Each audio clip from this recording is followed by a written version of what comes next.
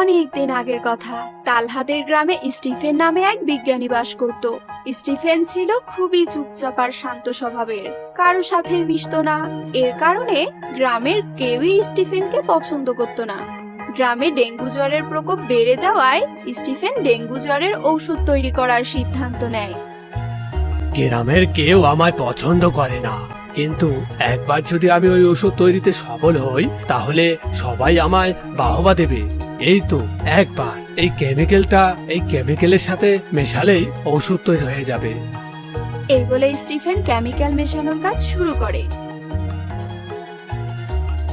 Eureka, এই তো আমি সফল হয়েছি, কিন্তু প্রথমেই তো এই ওষুধ কোনো মানুষের শরীরে প্রবেশ করা যাবে না।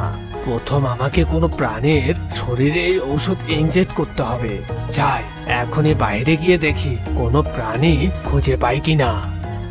স্টিফেন বোতল ভর্তি ঔষধ নিয়ে বেরিয়ে পড়লো। বন্ধুরা, পরের পার্ট দেখতে হলে ভিডিওটিতে লাইক করে চ্যানেলটি সাবস্ক্রাইব করে দাও।